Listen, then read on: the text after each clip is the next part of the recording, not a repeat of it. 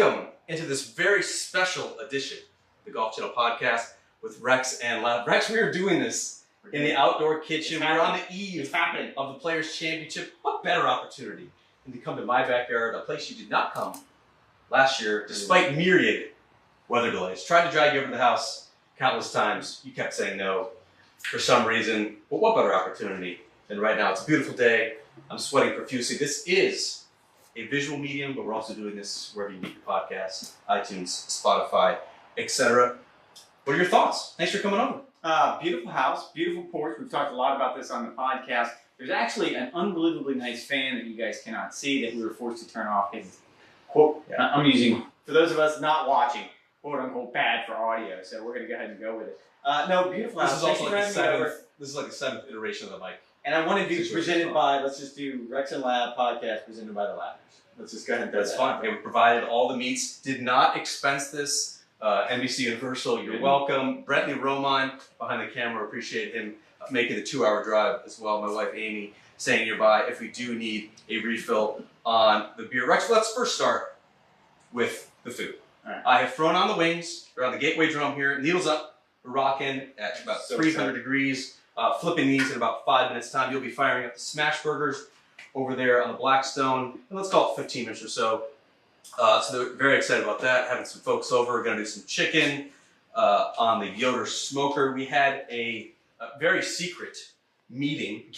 We cannot divulge any sort of details about this, but it did alter our plans to have ribs. It did. It's a shame. Yeah, which is a shame because I really wanted to do it. Actually, on the gateway is what I wanted to do. Because that is so much better than what I have. Dragged it, cleaned it, just for you. There's a lot of FOMO going on right here. Start with the Blackstone, but that one is the one that I have a problem with because I have the baby version of that. Yes. Yeah, so if that one, whatever mine is, that's what it wants to be when it grows up. So yes, there's a lot of FOMO going on. We did have a meeting, although the timing of this would probably coincide with the embargo. So we can probably talk about it. Well, go ahead. No, let's start at Bay Hill, and we had an emergency pod last week. We talked about the change. We talked about we're not going to get deep into that. Yeah, and so the tour kind of filled us in on some gaps. Not a lot, though. I mean, let's be honest. I still think there's a lot of details that need to be worked out. But to start with Bay Hill, I was there.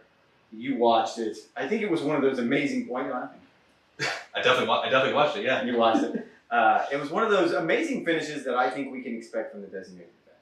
And we've talked about this a lot, that you're going to end up with situations where Jordan Spieth was doing Jordan Spieth things, Rory was certainly right there in the mix, and then Kurt Kitayama. Terrell Hatton was talking to himself and everyone else. How distracting is it to play with Terrell Hatton? It's distracting. The guy looks like he's going to drown himself in the pond, and having just a running dialogue. It's like Spieth on steroids. It's just like a constant running dialogue, except it's way more self-deprecating.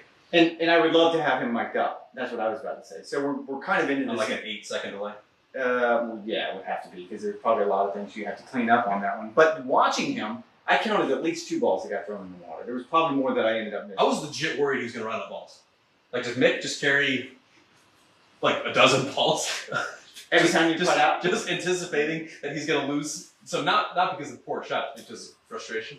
Yes. However, again, I will counter saying that after Jordan Spieth, because I think Jordan Spieth mic'd up would be probably the most brilliant thing in all of golf. To be able to just listen to that sort of stream of consciousness, to listen to poor Michael getting just beat up constantly, one shot after the other. Just, oh, Michael, how did that happen? Oh, I can't believe that happened. Except Spieth said he's going to cut that down. He said he doesn't want to have a story after every single shot. Did it look like he was cutting that down on Sunday? On Sunday when he was firmly in the mix, top of the league with Rory McIlroy, with 5 holes to go, no, he was not cutting up the dialogue. But shortly after Jordan, I think Terrell would be the one I'd want to hear. Simply because you're right, there is no filter within it. I seem to think that Jordan probably will dial it back to a certain degree if you put a microphone on him, just to clean it up, just to make sure that the image stays the golden boy and he doesn't end up on the wrong side of being canceled. I don't think Terrell cares. I mean, he's just going to say whatever it is he's going to say. I believe it was Mark Cannizzaro a few years ago with the New York Post, who walked with him and actually kind of did a whole story on the interchange with the interaction between he and his caddy. And I think his caddy would probably be maybe more entertaining than what Terrell is, because I think his caddy doesn't suffer fools. No, it does not. My understanding is every time Terrell complains about something, it's like, well, then putt that. Then make the putt. Then hit the better shot. Like, whatever it is. I don't think Greller ever pipes back. I think you know he was I think a middle school teacher Yeah. back in the day in the Pacific Northwest, which makes him uniquely qualified. Exactly. He's just taking the abuse.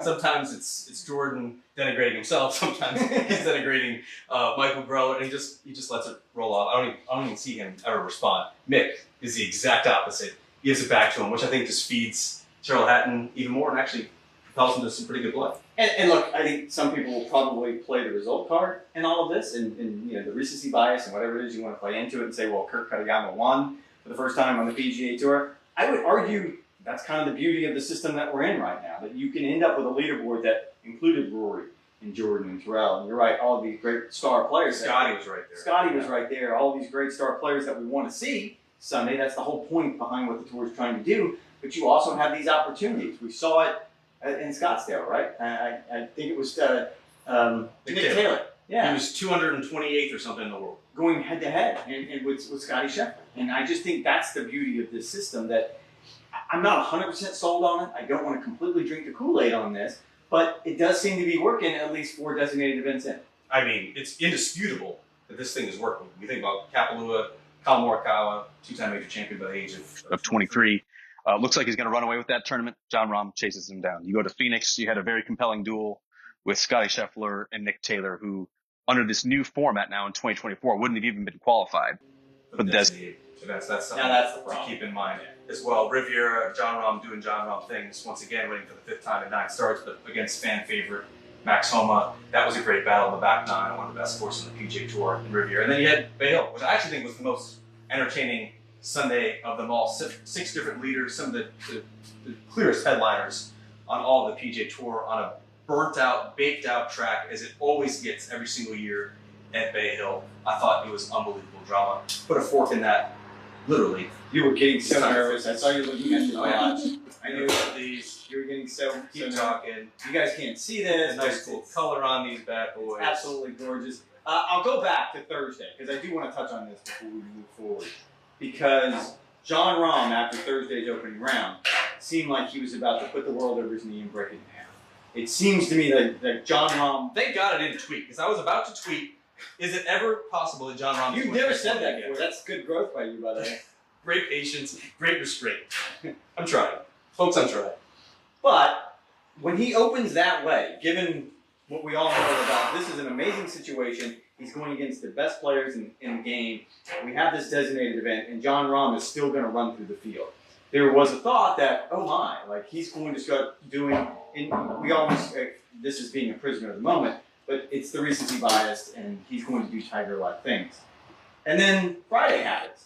And whatever happened over those last couple of holes, Bay Hill happened, is what I would explain. 30-mile-an-hour gusts happened, is what I would explain. He dropped an F-bomb. He never plays well in Florida.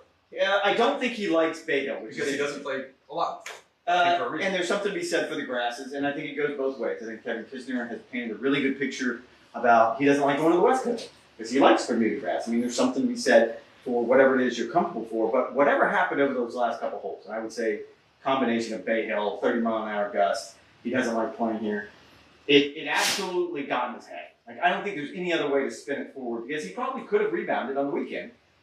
But I think he got into his feelings and wasn't able to recover. I mean, his scoring average, West Coast swing versus Florida swing, is like 2 shots on average. And that was even before you got to Bay Hill this week where he shot 1 over par and finished T39. I don't have the computer in front of me. Worst finish since July. Like, this was clearly an aberration. What I don't think was necessarily an aberration, Rex, and I was actually talking about this with a PGA Tour player who lives in #Knockteam, is that Jon Rahm now has a left miss off the driver. Jon Rahm has been indisputably the best driver of the golf ball over the past couple of years. That has actually been one of his weaknesses this season on the PGA Tour. The reason why he's gone through this incredible hot streak is the fact that his iron play is as good as it's ever been, and his putting is rebounding. Jon Rahm, great putter. Want to put that on the record. That run this season has been don't want to be associated a great with that. putter. However, last week at Bay Hill, he was the worst player off the tee strokes gained of anyone who made the cut.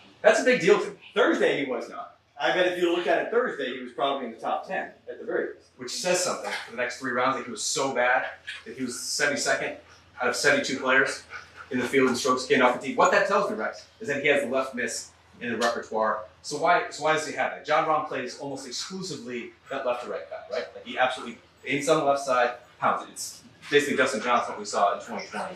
It's comfort food for him. Yeah. Absolutely. Is he now trying to work the ball right to left, which is what we're starting to see more often? If you're looking at the shot tracer, is he thinking ahead to Augusta National and a Masters and trying to make sure that he has that shot in the bag? If I'm him, I go with my bread and butter, which is just a power fade that runs forever. I don't like the fact that he's tinkering with these shot shapes. Like this is Scott Fawcett's decade system to a T. Like play with what you got and go full bore with it. It's a really good question. I would be reluctant to say yes, that's what he's trying to do without actually hearing it from him. Because I would be surprised. We're going to talk to him on. To your point, you're bringing up the black stuff. Very good. I would be reluctant to go down that avenue simply because we've seen what this happens. We've seen players do this in the past, right? We've seen players. Martin Keimer being the primary example, where he felt like the cut wasn't good enough, although it got him to #1 in the world. He wanted to win at Augusta. He felt like he needed to move the ball right to left. We haven't heard from Martin Keimer since. Like it's a very, very dangerous road to go down. So I would be reluctant to say that's what he's trying to do. I think this is probably, and this was so funny because I don't find Cam Young very funny. I don't think either one of us find Cam Young to be very, very serious golfer. Very, very serious. He's a bit of a robot when it comes to what you see on the golf course. But on Thursday, he was asked specifically why he felt like number 9 at Bay Hill was statistically the hardest hole on the golf course. And his response was a very, very matter of fact, and it's a 515-yard par 4 into the wind with 4 inches of rough. Like, you do the math. Yeah. It's not complicated. Like, I'm not drawing pictures here. Like, it's hard because that's the way they threw it up, and this is a hard golf course. So to that point, I think John Rahm's struggles last week were nothing more than Bay Hill and 30-mile-an-hour gusts. Now, he did not play well on Sunday when it wasn't gusting to 30 miles an hour, which doesn't bode well for the Players' Championship.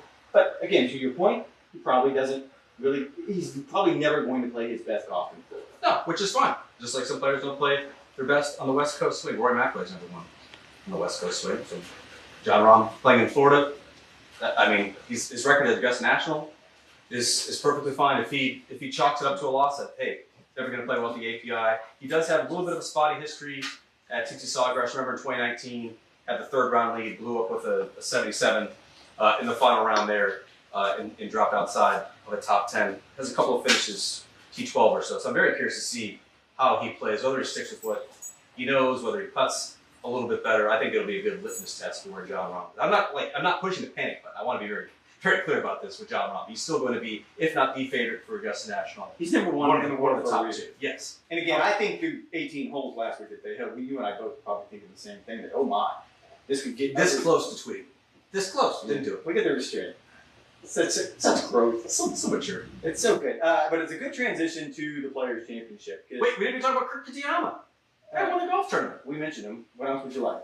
I mean, like if you were writing that game story on Sunday at Bay Hill, thankfully Brett Lee handled it for us. 3,000 words. Make sure you guys check it out. 3,000 words, roughly. I was a lot of scrolling. Not gonna lie, didn't get all the way through to it. I do think it is interesting though, Rex. So who would write 3,000 words about Kurt Kitayama? Anyone? Nope. This is what I'm trying to imagine. Again, visual medium. He's behind the camera. I do think it is interesting, Rex. So a couple things. Not just about the final round, which I thought was extraordinary. For a guy to hit 2 balls out of bounds on the weekend, including a triple bogey on the 9th hole in the final round, go on to win against that leaderboard, shows a lot of intestinal fortitude, shows a lot of resolve, a lot of patience, a lot of perspective. Kudos to Tim Tucker, who's just caddying on the bag for the past month, to kind of reel him in there. The birdie putt on the 71st hole, no one was birdieing 70. No one had made a putt for about 90 minutes at least. No one was going anywhere near the flag. That flag on the right side is impossible. But for him to make that putt under those conditions, hats off to Kurt Kitayama. He's now inside the top 20 in the world. I think more interestingly, he's already up to number 6 on the U.S. Ryder Cup standings, not just by virtue of the API win, 3 runners-up last season to John Rahm, Xander Schauffele, and Rory McIlroy. This is a guy who at age 30, even though he just stands 5'7", the quadzilla is starting to come into his own. I think it was interesting, and I don't know. I wish I would have remembered that. Yes, you tell me what I should do with the black smoke. Remember, I showed this down about me. Black stone, because I don't have one because my wife doesn't love me. No, but you do have about 8 TVs now. That's right. Yeah. Because that's what she buys. She buys TVs instead of something like that. I did think it was interesting yesterday, and so I wish I remember who tweeted this, but they tweeted all of the tours that Kurt had played in his career. Yeah. And it's all the way. Jamie Kennedy, great follow. Thank you very much. And it's everything from the Web.com tour back in the day, all the way through the PGA Tour. And it The was, PGA Tour is 11th. there were 11 Asian tours. tours on there that I had never heard of. Yeah. And I'd like to think Asian developmental tours. Never heard of it. Didn't even know that was a thing. So you get an idea of, and this goes back to Eric Cole 2 weeks ago at the Honda Classic. I think there's going to be opportunities, and that's the concern with the schedule going forward is that are we closing the shop off too much? Are we taking away? Now, Kurt Kitayama was a top 50 player in the world. He was going to get these tournaments everywhere. Eric Cole's a little bit different. It is a little bit different, but it shows that the meritocracy, at least for now, is still there. And I think that is an important part of this. Yeah, like when you look at 2024, you're going to have the top 50 players on the PGA Tour from the previous season. You're going to have top 10 on the current point. So it's not, it's just chill. I'm in charge here. And then you're going to have like a little swing, a 2 or 3 tournament swing of non-designated tournaments where if you play well, you can get it. I think of like an Akshay Bhatia who finished second in Puerto Rico to Nico Echevarria and now has special temporary membership on the PGA Tour, gets some limited sponsorship exemptions. Nailed it. Yeah. Back to back. Very good. Absolutely nailed those pronunciations. So a player like that, so he plays well in Puerto Rico, is he then able to parlay that into more opportunities and change the trajectory of their career? The PGA Tour is trying to reward the top players, obviously, but they're also trying to make sure that there's an avenue for the hot players. I think that might be even more important. And I don't want to bog us down. We did the emergency podcast last week talking about the changes to the PGA Tour schedule going next year. Before you and I sat down, I kind of showed you some chicken scratch on a piece of paper. Of what the 2024 schedule could look like. Could look like, and your response was probably the same as my response, that we could end up with a situation where this is dramatically different if they want to come up with the flow that they're talking about, where you have 2 or 3 designated events bracketed around 2 or 3 non-designated events. Because right now, sounds great in theory. sounds great in theory. Right now, you don't have that. And one thing they want to do away with is sort of those singular events, which is the Honda Classic. Hello, Honda. Exactly. We're talking to you, Honda Classic. They don't want... Valspar's another one. Yeah. 2, Valspar. Like you're just destroying those Valspar. events, so it's going to be hard for them to do. Yeah, can I spin it forward now to the Players' Championship? We can do that. Do we touch on? Or first you want to do the burgers? Yes, please. All right, we're rocking about 350 on the burgers here.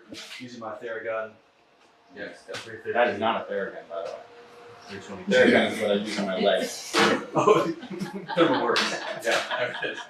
We also have one of those if you really All want. right, all of them down at one time. Oh, we're not gonna put the.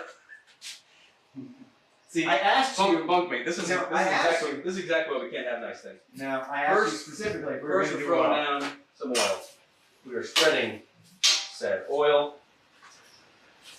We're rolling this. Yeah, very particular. All right, now we're gonna throw them down.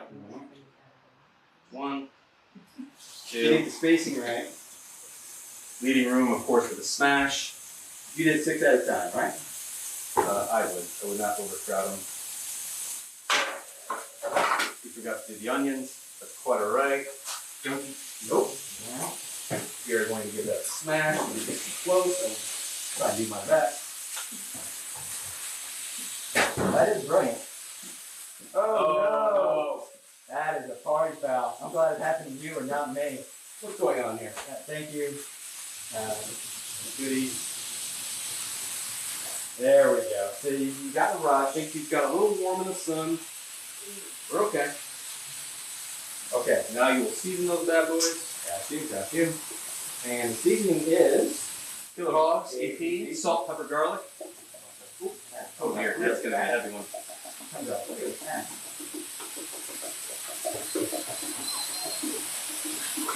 Dog is extremely excited, and now we will just rock it for 3 minutes, and then we'll play. Okay, Players' Exactly. Championship week. I was making the transition based on what's going on with John Rahm. Yep. To your point that maybe he just doesn't play his best golf in Florida. Maybe Bermuda grass isn't his thing. We have a scenario this week where you have 2 players that can overtake world number 1 again. Puts golf into a pretty good position, no? I mean, it is. I actually think, Rex, is the Players' Championship now a victim of this designated event series? Because it wasn't too long ago, just last year, A victim.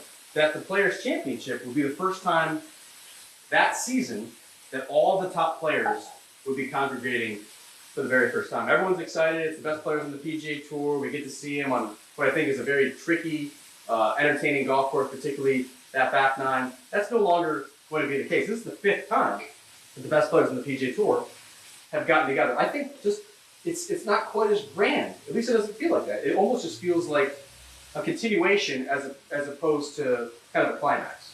Well, I can see your point that we've had these designated events. And Would not do that. It's going to get very hot in hand. yes, no, it actually isn't bad at all. I see what you're saying. We've had these great events. Want to check out the camera? Well, we have one over here too. So we're doing it both ways. Where we've had these great events and the top players have gotten together and they've performed. I think you're absolutely right. I guess what I would counter with is it's still the fifth major. Like, I don't know if you buy into that. It's up to you. I'm never going to try to make this argument that it is the fifth major. It's a really good tournament, though. And I don't think if you look at the list of winners here, you look at the way the golf course has produced, all of those things factor into the idea that whether you want to consider it the major or whatever the case may be, it's still going to end up being a pretty good event, and the winner's going to walk away with a ton of money. $25 million purse, every other designated event. I did set my 15. timer. I did. Don't you worry about it. You got about 2 minutes until we'll be flipping those. Yeah, look, it's obviously a great tournament. It's not the strongest and deepest field in golf any longer. 31 players who played last year's Players Championship are now have sided with Live Golf. I think That's a different kind of turn. that is. Look. I think you just have to understand that TPC Sawgrass is not always going to produce the best winner. It's going to produce the player who plays the best that week. If you look at the top 10 players in the world, Rex, just Rory McIlroy and Justin Thomas have wins at TPC Sawgrass. Xander Schauffele has a T2. That's the only time that he has finished inside the top 50 in this tournament. Everyone else is incredibly spotty at best, if not just having a downright bad record at this golf course. Is that players not yielding to the golf course, or is that the golf course kind of not favoring anyway? That's what we always hear, isn't it? Stadium course does not favor any player on the PGA Tour. It's a weird golf course. I think the transition from May back to March will almost mitigate some of that. Because I feel like in May you end up with the idea that you could have two sides of the draw. That a player could end up in the afternoon with the crazy wind. It's so much better in March. I disagree with you. I thought it played. I enjoyed it more in May. Well, I don't enjoy it at all, but I thought it played better. I actually like playing it during the media day, just like a humble brag. I actually like playing it in February as opposed to playing it in April. Not humble. Just like your porch. It's not even just straight up right. Straight up. It's not a good. But I would argue that you ended up with sort of those lopsided finishes more in May because it was hard and bouncing Thinking and sea hot. blue, thinking Webb Simpson. You can end up with some crazy windy days in the afternoon. Whereas I think what we're going to get this week, the entire field last year. is going to. Last year got a little wacky. I think they're doing an entire segment on Live from on Monday based on the weather from last year. Go ahead and put those burgers. That's got Burker written all over Oh, it. for sure. I couldn't do that. But I think we're going to not end up. Oh yeah, look at that splatter, just cooking its own juices. Love to see it. This one. It's going to be tough because you made a mess of it. I'm not the one who formed the patties. You're fine. You're fine. You can give a little extra smash if you'd like. If the bunkmate is watching this is a Blackstone. This is what I thought you got me for Christmas, but you in fact did not. So Thanks for nothing. There you go there. Buns are, not sure where the buns are, but we do get buns. Put them on here, we'll do that. We'll put some cheese down. These are looking absolutely phenomenal. cheese, all right? Oh yeah, buns. Little anyone. Sorry. Not helpful in the least. Get out of my kitchen. My kids from daycare should be arriving Just like the any bunkmate. moment here. So if it's not John Rahm this week, who would you angle towards? I'm not going to tell you to pick a winner because that's stupid. Yeah, and we're doing mini pods this week, and so we will circle back on this. I know he didn't play particularly well at Bay Hill. I still like the Will Zalatoris type, one of the best iron players on the PGA Tour. He typically putts better and is better around the greens in big tournaments with faster greens than he is for your run-of-the-mill PGA Tour event. He's been a little bit of a slow starter since coming back from that back injury. Did finish fourth at Riviera, but I do like Will Zalatoris. I also like a Victor Hovland. He's in the mix throughout the entire 72-hole tournament at Bay Hill.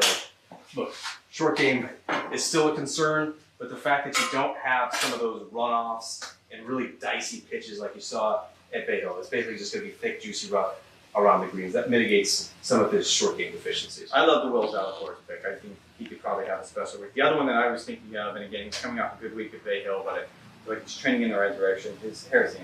He's played well at TBC Sawgrass in the past. Bogey free on the weekend at Bay Hill. Hard to do. Not That's easy to do. extraordinary golf. And we talk about the horses thing. Dude grew up in the town. Like, he knows how to play Bermuda grass greens. I think he would obviously be a good one. Rory, yes, no? Are you disappointed with how he finished? Does Bay Hill Sunday, no? I think Rory McIlroy was disappointed with how he finished. He was tied for the lead, Rex, going into the 14th hole. How do you not know where you stand in the tournament at a PGA Tour event? Even if the player doesn't know. The player might say, I don't want to look at leaderboards, whatever. How does the caddy not know? Because Rory McIlroy stepped up on the 14th. You could even see it. The camera was behind him. I'm sure Harry knew. The camera was behind him. He was aiming far right. You don't think It Harry was on knew? the left.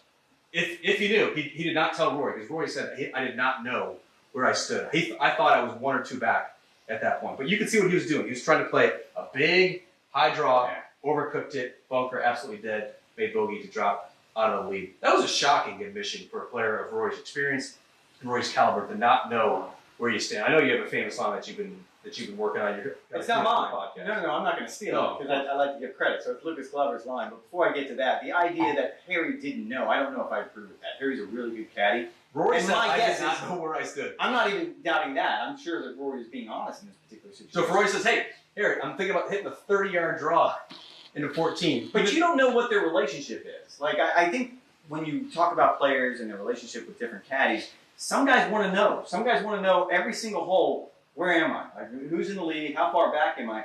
Maybe Rory just doesn't want to know until he gets to 16, 17, 18. Because, to get to my line, it's the Lucas Glover's line. But you don't coach a football game in the fourth quarter without knowing the score. You need to know what the score is. So I'm always a little flummoxed with the idea that, I don't want to know. Why wouldn't you want to know? I don't know. Either you're going to be aggressive here or you're not going to be aggressive here. It's going to impact the way you play. Yeah, like I don't think it does you any good to start scanning leaderboards from the third hole. Like let things play out. When you get to the final hour of the golf tournament, there's a massive I would say leaderboard when once you you walk make up the turn. 14 going to 15. Yeah, like once you make the turn out of Ready to shoot Augusta on 33 Sunday. or can I shoot 39 and kind of coast it? Yeah, like once you make the turn on Sunday at Augusta, don't you want to know? Like if I'm 10 back, then I was like, all right, I'm just going But to. like no one's birdieing 14. And so obviously the safe shot is to hit it 30 feet right of that pin, take a 2-putt, move on to 15, try and escape there with the par, and go to 16 where you can potentially make a 3. We can go ahead and pull those off. The burgers and the buns? Yep. Go ahead and use that tray there. Go ahead. And so Rory admitting that when he walked off on 14, he thought he was 1 or 2 back and was surprised to learn that he was tied for the lead. To me was stunning. It was just a huge miscue. I'm surprised that Rory did that. I don't want to put it on the caddy because I've seen it in too many situations where. No, that's all on Rory. Is it? Yeah. I don't even know if it is. I mean, maybe Rory just doesn't want to know in that situation. We're gonna get straight for that. I gotta move that out of the way. Nope. I'll look at you. Do that. We're gonna shove this down here and keep moving Oh yeah, look at that. here. Oh, it's a little trash bin. Design. Eh. This is a little trash. I'm gonna argue again that if only my wife loved me as much as your wife loves you. Or she didn't. You know, I bought this and then built it in to the application. What is your favorite girl to use back?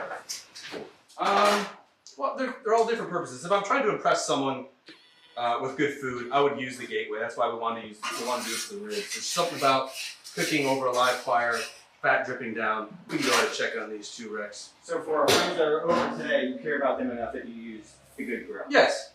We're gonna check on these. I don't think they're quite done yet. 175. Everyone, look, chicken is done at 165. Don't be afraid to push those chicken wings to about 190. You want that There it is. getting close to falling off the bone. These are all tempting quite nicely, actually. Food safety, Rex. Very important. This is the man who cooked this. Put those down without washing his hands, which is more than a little disgusting. Look, that was just for B-roll. So now, Rex, to Charlie's up at the end. We're gonna get this thing absolutely ripping hot. And so the beauty of smoking on a drum cooker like this one is the fat will drip off the meat on the coals and then re-season and re-flavor the meat. Pellet smoker that you were standing next to is also, I call it like a weekday grill, and that it's easy to fire up, no hassle, no mess. Things are good. I mean, those look fantastic. They do. Folks, nothing better than a smash burger. To get back on topic, Commissioner Jay Monahan is going to speak to the media this week. What's the one question you want to ask? I'm still a little confused, Rex. A little? And we had a teleconference with the tour. If you look at the memo that Commissioner Jay Monahan sent out last week announcing the changes for designated series events in 2024, he said that there will not be cuts for these designated terms. It'll be 70, 80 players, no cuts, guaranteed pay, guaranteed FedEx Cup points, whatever the case may be. Rory McIlroy, in a press conference, however, said it's still TBD and, quote, nothing has been determined yet. I would still love to see a small cut for, I would call them the legacy tournaments. Tiger Woods is the host of Genesis. Arnold Palmer, obviously, posthumously. Is that how you pronounce it? No. Arnold Palmer Invitational. Rivalry. And Jack Nicklaus's Memorial Tournament. Those I would love to see a small cut. You could still have 70 or 80 man fields and cut down to 50, 60 players. You can do whatever you want when you have a field of that size. Something to me is lost when you don't have, it's just a small cut, just to add some urgency, just to add some finality, just so you don't have players on the weekend going through the motions. I would agree with you. So the question is it a done deal, or was Rory speaking out of line, saying it's still to be determined? I feel like it's a done deal. I mean, we've asked. Which is a shame. We've kind of asked the point blank question. I've heard the same thing. And look, you can have your 70, 78, 80 man fields. In time on those burgers, by the way? I am not. You can have your 70, 78 man field. I'm fine with that. Like I'm not the one that got upset about that last week when I heard it, because for 2 decades the PGA Tour has had limited field no cut events. I think the problem you're going to end up with, most players would argue, is cut the top 50, 55, 60, whatever the case may be. The Masters is the best tournament in the world. They take a smallish field and cut to the low 50s. I heard you say that earlier. I like that idea. And look, I think we can sit here and debate. Copy the Masters. Exactly. Whatever it is they do, you should probably copy that formula. It doesn't seem to me they're angling in that direction. I guess I'll go back to the idea that my bigger issue is how are they going to allocate the FedEx Cup points? And I think you and I talked about this earlier. That there is going to be an issue. So, yes. But it doesn't sound like they have the number. So what's your question of mine? You don't have it. Well, I would go to 30,000 feet and ask if you feel like that these changes put you in a position that you can compete with whoever. Like, take Live Golf out of this. Do you feel like these make you a better product? And I think he would point to the 4 designated events that we've had so far and say this is a resounding success. This is a smash hit. This is a home run, whatever you say you want to use. Well, and I'm not disagreeing with that. I guess my only counter would be there is a scenario where you are going to end up with overkill. I mean, you asked on this podcast, is the Players' Championship getting watered down? Because look at you, you're breaking into highs. I think we're fine. We got the high sign from Bradley behind the camera. He'll give me the 2-minute sign. I'm talking about flipping burgers. Okay, I know what you were talking about. Is there a concern that you're watering down the product? I listened to you earlier. I don't like this. Didn't stick. If No, it that's not it. sweeps up. I want them caramelized. I want them darker on the edges.